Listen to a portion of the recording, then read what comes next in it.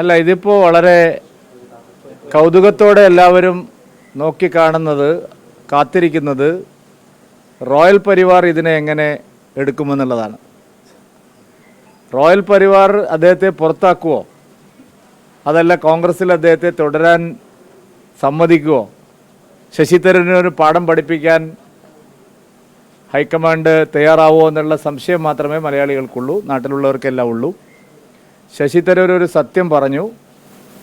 രാഹുൽ ഗാന്ധി ഒഴിച്ച് ബാക്കി എല്ലാവരും അംഗീകരിക്കുന്ന ഒരു സത്യമാണ്.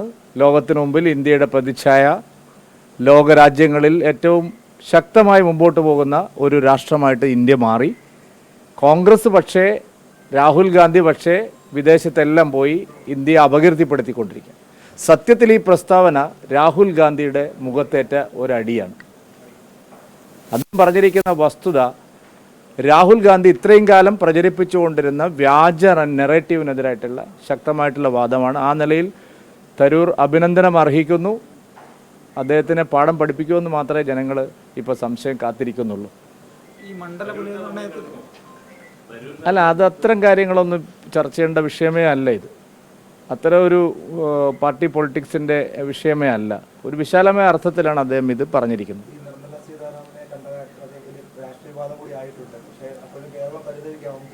അല്ലല്ല, കേരളത്തിൽ ഇപ്പോൾ ഇന്നലെ വിദ്യാഭ്യാസ മന്ത്രി ശിവൻകുട്ടി പറഞ്ഞു 2000 കോടി രൂപയുടെ നഷ്ടമുണ്ട്. ഈ കാര്യം ഞങ്ങളാണ് ആദ്യം പറഞ്ഞത്.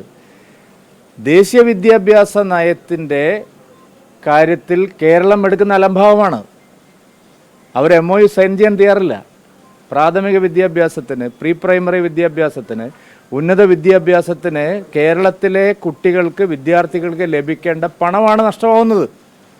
അതുകൊണ്ട് അടിയന്തരമായിട്ട് വാക്ക് പാലിക്കണം സംസ്ഥാന സർക്കാർ. നേരത്തെ അവർ MOU ഒപ്പിടെന്ന് പറഞ്ഞതാണ്. എന്നിട്ട് മന്ത്രിമാർ കേന്ദ്രത്തിനെതിരെ കുറ്റം പറയുകയാണ്. കേന്ദ്രം ഒരു കുടിശ്ശികയും വരുത്തുന്നില്ല, പക്ഷേ സംസ്ഥാനം ഉത്തരവാദിത്വം വീഴ്ച വരുത്തിയിരിക്കുന്നു. അതാണ് പ്രശ്നം. അതിനാണ് മറുപടി പറയേണ്ടത്.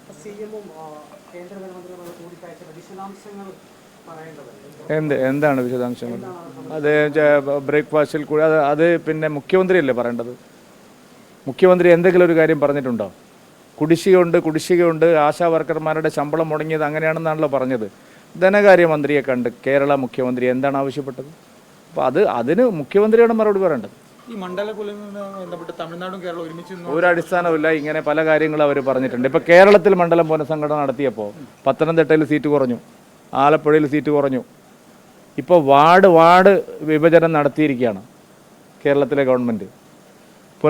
പുനർനിർണയം നടത്തിയിരിക്കുകയാണ്. അപ്പോൾ അത് ഭരണഘടനാപരമായിട്ടുള്ള കാര്യമാണ്. പുനഃസംഘടന ഉണ്ടാവും.